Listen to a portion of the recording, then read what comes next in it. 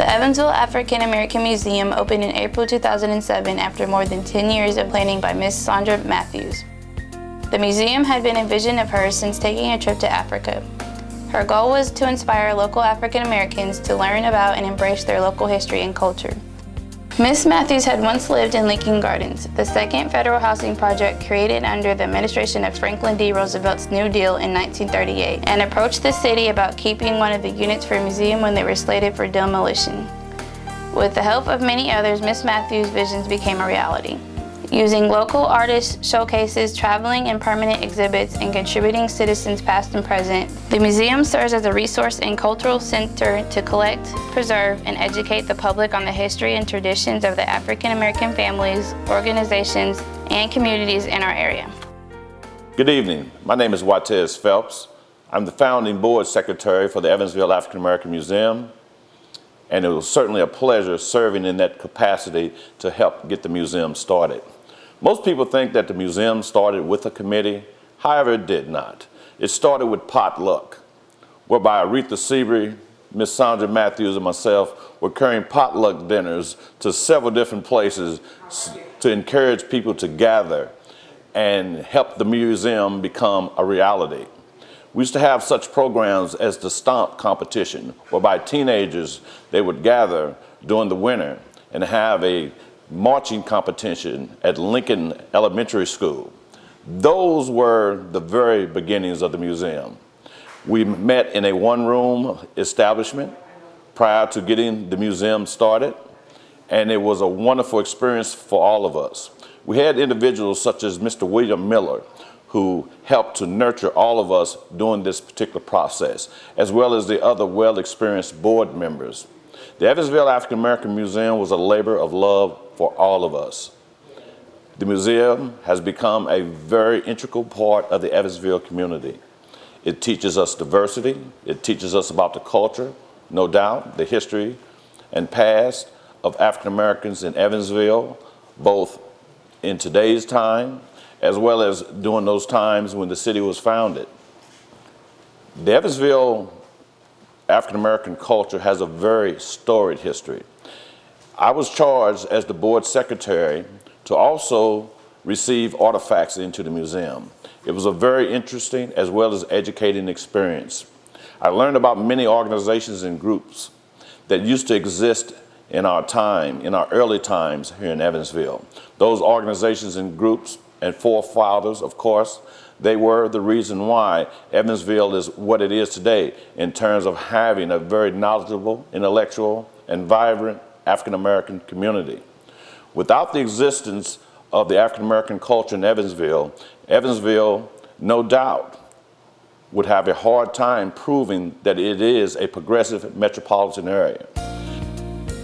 The gallery area holds many exhibits and displays.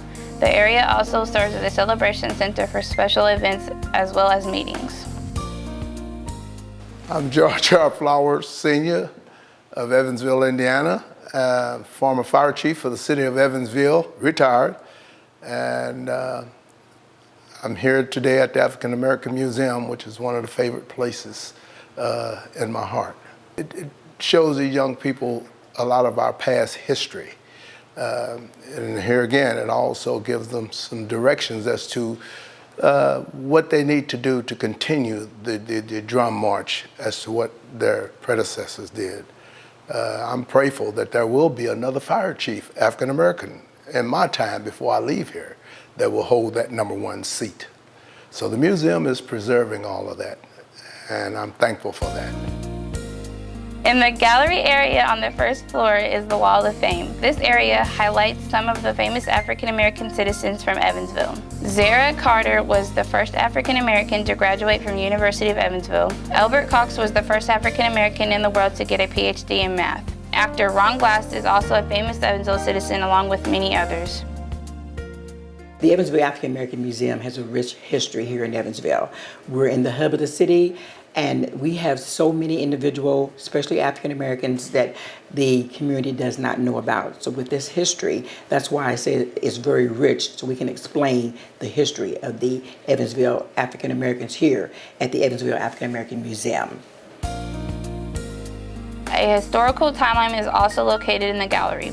This display shows and highlights important struggles and accomplishments in our community and country. We're so excited that you're coming to the Evansville African American Museum to learn about the segregated neighborhoods in Evansville in the 1930s through probably the 1960s. We had Oakdale, which is my home area. We had Beverly Heights. We had Jimtown. We had Mills Terrace, which was an area that people lived in years ago, and we have to remember that during these times of segregated neighborhoods, that some of the places, the housing wasn't great, but there was an area and neighborhoods that were full of love with all kind of people. So join us at the Evansville African American Museum to learn about the neighborhoods of Evansville, Indiana. Located upstairs in the museum is the Lincoln Clark Douglas Room. This room commemorates the all-black schools that previously existed in the city of Evansville. My name is Emma Green Harris.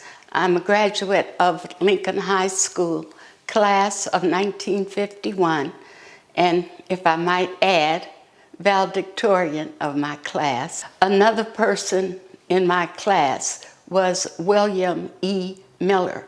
We called him Willie. He's known as Will, Bill, and Willie. Willie was very instrumental in organizing. He dedicated a lot of time to bringing the Lincoln Clark Douglas Room to fruition. And I think this Lincoln Clark Douglas represents the journey to Lincoln since we were entitled to education in 1865. My personal interest in this museum and also the Lincoln Clark Douglas Alumni Association is the education of African American children currently attending the EVSC school system. At the back of the museum is an apartment decorated in 1938 style. This apartment pays homage to those that once lived in Lincoln Gardens during that time frame. My name is Aretha Lynn Sebree-Graves, but it's Aretha Graves. What the museum means to me. I can talk about this part of the museum that we're in right now. This is a refurbished apartment. The Lincoln Gardens, the Evansville African American Museum is built in Lincoln Gardens housing apartments. And from the outside, it looks as though the apartments are still up. You see all the different windows. When you come in, you see it's been renovated. This part was left as an apartment to give people an idea how much space the families were working with. It was the pet project of Dr. Miller, and he's a former board member. And Dr. Miller was very particular, and this was a project that was very close to his heart. So what Dr. Miller did was he went on eBay, he went online, he went out of Evansville to estate auctions in the county, and sometimes out of the county in Kentucky and Illinois. And he was very particular about the artifacts that are found in here. He wanted to evoke the feeling of a period apartment when these apartments first opened. He was concerned that the apartments might be too new or they might be too lavishly furnished. He wanted to give the people who visited the museum a sense of how much room the folks had to work with. A lot of times it was a one-bedroom apartment, but there were several generations of people that lived here because these apartments were luxury apartments back in 1938 when the place opened. And so for folks to have indoor toilets, for folks to have wooden floors, and for folks to have working appliances, running water in the kitchen and whatnot. A lot of family members who didn't have it so well actually came to the big city of Evansville to stay with these folks that stayed in Lincoln Gardens until they could get on their feet. And so that's why you see the rollaway bed in the kitchen, because even though it was designed for one family, one small family, a lot of different families, a lot of members of the extended family lived here. One thing that I really wanted to talk about was, and it's standing right behind the camera, was the warm morning coal stove.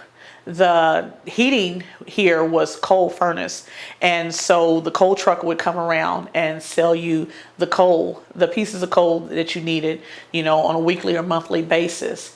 And so the warm morning stove was a coal-fired stove, and you see the coal bucket beside it whenever you come in to tour. And when you talk about evoking feelings, the feelings that Dr. Miller was looking for, I had a tour with a gentleman, and we came in and we took a look at the apartment, refurbished in period appliances. He saw the warm morning stove and backed up like it was a snake. And I'm like, okay, what's going on? He said, I cannot stand warm morning stoves. This looks exactly like the one we had when we were little. And him being the oldest boy in the family, it was his job to get up and make sure that that furnace was up and hot before his daddy's feet hit the floor. And if it wasn't, he had to pay the price for it. So all the time, all the years that he was growing up, during the Evansville winters, and everybody knows what those are like, they're very cold and very brutal. And so it was his job to make sure the coal was in the furnace, and probably that the ashes were cleaned out that night, and that the furnace was up and fired up and ready to go. And when he came around the corner and saw this apartment, that was the one thing. And I can just imagine Dr. Miller smiling, because that's exactly what he wanted to evoke. He wanted to make sure that when people came in here, they had a sense of how the folks lived so many years ago when they had these apartments. And so it always makes me smile when I come back here and to think about the time and the care that Dr. Miller put into it, and what he, the lengths and breadths he went through to make sure that everything was just right, and it was the same type of things that folks had during that period, because we have a lot of folks that come here, and whether or not they were residents of this apartment or residents of other apartments, when they come through here, and if they live through the 40s and 50s as young people, they'll come in and see something. Oh, my mother had one just like this. Oh, I remember this. And don't you remember this, sister? We had one of these growing up. It makes me feel really good that with the effort and hard work he put into it, and his discriminating taste, that people get the exact kind of feeling that he was looking for, and that we had actually hit our goal.